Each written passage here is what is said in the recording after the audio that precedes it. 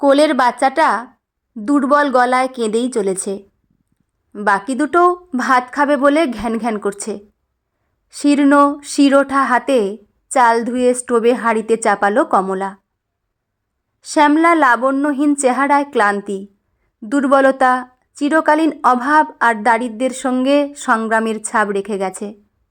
চোখের কোলে গভীর কালি, অযত্নে লালিত একঢাল চুল, যা হয়তো একসময় ছিল সৌন্দর্যের নিদর্শন, এখন শুধুই বিরক্তির কারণ।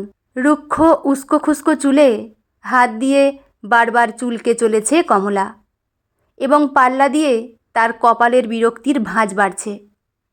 ওপাশে মাদুরে চুপ করে শুয়েছিল জগাই। শুয়েছিল না বলে পড়েছিল বললেই ভালো হয়। কদিন আগেই ভারী অসুখ থেকে সেরে উঠেছে। শরীর এখনও দুর্বল, কাজে বেরোতে পারছে না। কমলাও কাজে যেতে পারছে না কোলের বাচ্চাটার জন্য। 1 মাসের শিশুকে রেখে কাজে যাওয়ার উপায় নেই। বাচ্চাগুলো সেটা বোঝে না। খিদের জ্বালা চুপ করে সহ্য করে নেয়ার কৌশল ওদের জানা নেই। নিত্যদিন ঘ্যান ঘ্যান করে চলে। ঝড় উঠলে যে কৌশলে বালিতে মুখ গুজে নিজেকে রক্ষা করার চেষ্টা করে, ঠিক সেরকম জগাইও বালিশে মুখ গুজে সমস্যাগুলো থেকে পালানোর চেষ্টা করে। ঘরে কিন্তু আর চাল নেই। ভেসে আসে কমলার ক্ষীণ গলার আওয়াজ। জগাই নড়ে না, মুখ গুজে থাকে একইভাবে। ঠিক তখনই কমলার হাতে ধরা হাতাটা উড়ে আসে তার দিকে। কমলা এমনিতে ঠান্ডা মানুষ, কিন্তু রেগে গেলে চণ্ডাল। জগাই ভয়ে ভয়ে উঠে বসল। লজ্জা নেই তোমার? সারাক্ষণ শুয়েই আছো। তোমার রাবণের গুষ্টিদের কে দেখবে? এক্ষুনি আমার চোখের সামনে থেকে দূর হও। যেখান থেকে পারো খাবার জোগাড় করে আনো। কমলার এই রণরঙ্গিনী মূর্তিকে বড় ভয় পায় জগাই। চিঁ করে বলল, শরীরটা বড় দুর্বল গো, 2 পা হাঁটলেই মাথা ঘোরে। আমি কিছু জানি না, যেমন করে পারো খাবার জোগাড় করে আনো, নইলে বিষ খেয়ে মরো। চিৎকার করছিল কমলা। ভয়ে ভয়ে বেরিয়ে পড়ল জগাই। ঘরে থাকলে কমলা আরও চিল্লাবে। বল্লভের দোকানের সামনে কিছুক্ষণ ঘুরঘুর করল সে। দোকানে খদ্দেরের ভিড়। এখন কিছু বলতে গেলে তেড়ে আসবে বল্লভ। ভিড় একটু ফাঁকা হতে ভয়ে ভয়ে এগিয়ে গেল। খুব যেন আপনজন। ঠিক এইভাবে একগাল হেসে বলল, কেমন আছো বল্লভ দাদা? কাজ করতে করতে বল্লভ ঠান্ডা চোখে একবার তাকালো। কোনো ধার বাকি কিন্তু আর হবে না। কিছু লাগবে না, শুধু অল্প কিছু চাল হলেই চলবে। বল্লভ জবাব দিল না। জগাই কাতর গলায় বলল, অসুখের জন্য বড্ড বিপদে পড়েছি, কাজে যেতে পারছি না। কাজে গেলেই তোমার সব পাওনা মিটিয়ে দেব। দাও না গো অল্প কিছু চাল। তুমি যাবে নাকি ধাক্কা দিয়ে তাড়াবো? বল্লভের খুনে চোখের দিকে তাকিয়ে ভয়ে ভয়ে সরে এলো জগাই। উদ্ভ্রান্তের মতো হাঁটতে লাগলো পথ ধরে। কিছু একটা কাজ করতেই হবে, নইলে খাবারের জোগাড় হবে না। কিন্তু কে কাজ দেবে ওকে? রেলগেট পেরোলে এক কালী মন্দির। পুজো হয়ে গেছে। জবার মালায় সজ্জিত জগৎমাতার মুখে ভুবনমোহিনী হাসি। জগাইয়ের অবশ্য দাঁড়িয়ে দেখার সময় নেই। চলতে চলতেই অভ্যাসবশত মায়ের উদ্দেশ্যে 2 হাত মাথায় ঠেকালো একবার। দেবী তো দয়াময়ী, তাকে কেন দয়া করেন না? রেল কলোনিতে যাবে ভাবছে। ওখানে কোয়ার্টারগুলোতে মাঝে মাঝে জঙ্গল আর আগাছা সাফ করার কাজ করেছে। দেখা যাক আজকেও যদি সেরকম কিছু কাজ পায়। হিয়া রান্না সারছিল। একা একা সব কিছু সামলাতে বেশ কষ্ট হয়। কাজের মানুষের সন্ধানে আছে, কিন্তু পায়নি এখনও কাউকে। কদিন আগেই এই ছোট্ট স্টেশনটাতে বদলি হয়ে এসেছে অনন্ত। রেলওয়েতে অ্যাসিস্ট্যান্ট স্টেশন মাস্টারের পোস্টে আছে ও। কোয়ার্টারগুলোর যাচ্ছে তাই অবস্থা। কদিন ধরে সাফসুতরা করতে করতে হাঁপিয়ে গেছে হিয়া আর অনন্ত দুজনেই। এখন ঘরগুলো মোটামুটি ভদ্রস্থ চেহারা পেলেও বাইরের খোলা জায়গাটা আগাছায় ভর্তি। সাফ করলে ওখানে ফুলের বাগান করবে, দেখতে ভালো লাগবে। অনন্ত বাইরে থেকে ফিরছিল, কাছেই দোকানে গেছিল। গেটের সামনে আসতেই শিডিঙ্গে রোগা মতো একটা লোক এগিয়ে এলো। বাবু, জঙ্গল সাফ করাবেন? লোকটার দিকে ভালো করে তাকালো অনন্ত। রোগা হাড়জিরজিরে চেহারা। যা চেহারা তোমার, পারবে তো করতে? অনন্ত সংশয় প্রকাশ করল। পারবো বাবু, কাজটা দিয়েই দেখুন, জগাই ব্রাগ্য গলায় বলল। ডালটা ফোড়ন দিতে দিতে অনন্তর চিৎকার শুনতে পেল হিয়া। হিয়া, দেখে যাও, একজন লোক পাওয়া গেছে, বাগানটা সাফ করে দেবে। হিয়া বাইরে বেরিয়ে দেখল হাড় জিরজিরে একটা লোক দা হাতে নিয়ে দাঁড়িয়ে আছে, জঙ্গল সাফ করবে। এ মা, এই লোকটা পারবে তো? শরীরের অবস্থা দেখো।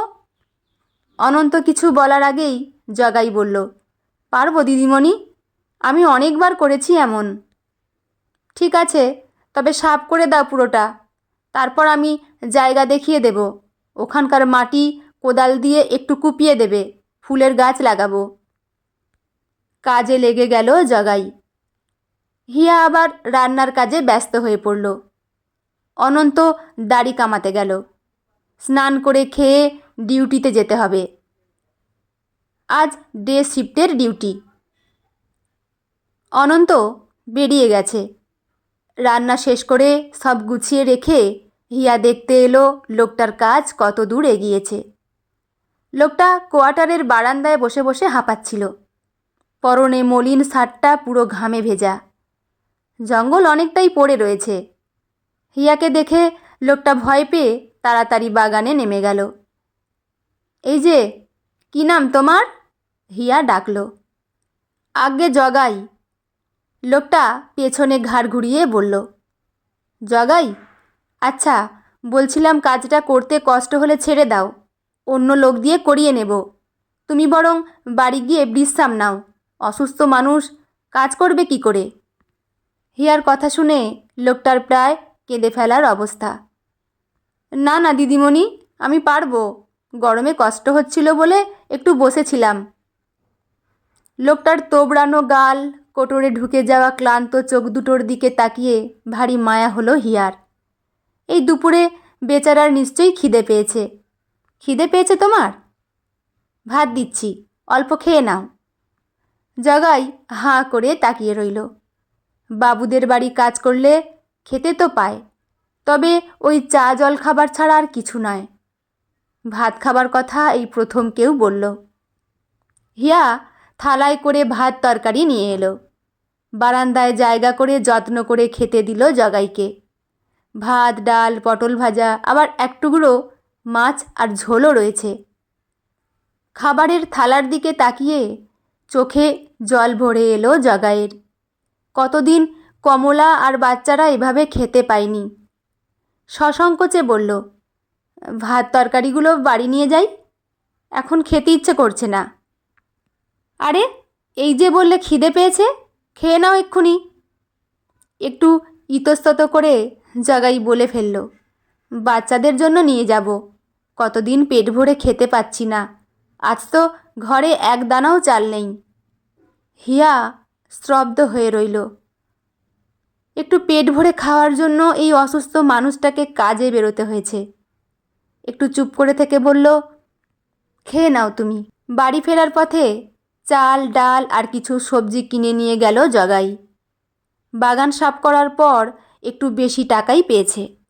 শুধু তাই নয়, বাগান করার কাজটাও তাকে দিয়েই করাবেন দিদিমণি। বলেছেন কমলাকেও কাজে রাখবেন বাচ্চা একটু বড় হলে। ওর মতো এমন মায়াবতী মানুষ খুব কমই দেখেছে। অতি তুচ্ছ সামান্য একজন মানুষ সে। সারাক্ষণ তুচ্ছ তাচ্ছিল্য অবহেলা পেতেই অভ্যস্ত।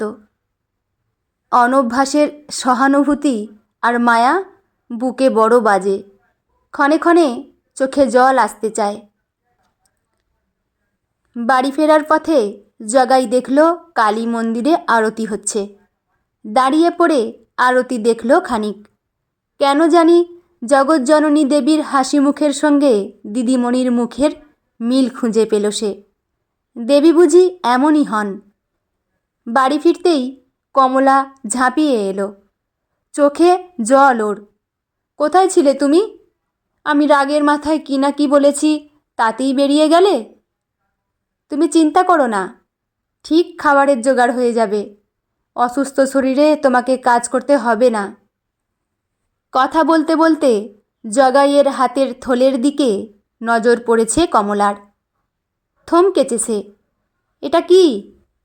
খাবার, চাল ডাল সবজি। কোথায় পেলে? দেবীর দয়ায়। মানে, তুমি কি মন্দিরে গেছিলে? পুজো দিলে? পয়সা পেলে কই? ধুর, দেবী কি শুধুই মন্দিরে থাকেন? পুজো না দিলে বুঝি তার দয়া হয় না? কমলা হাঁ করে তাকিয়ে রইল। জগাইয়ের হেয়ালি ভরা কথাগুলোর মাথা মুন্ডু কিছুই বুঝতে পারছিল না। শুধু বুঝতে পারছিল খুব ভালো কিছু একটা হয়েছে। দেবীর দয়া বুঝি সত্যিই হয়েছে। বন্ধুরা, গল্পটি এখানেই সমাপ্ত। গল্পটি আপনাদের কেমন লাগলো অবশ্যই কমেন্ট করে জানাবেন। লেখা মাধবী ভট্টাচার্য, পাঠে আমি রিমি। দেখা হচ্ছে পরের কোনো গল্প নিয়ে। ভালো থাকবেন সবাই। ধন্যবাদ।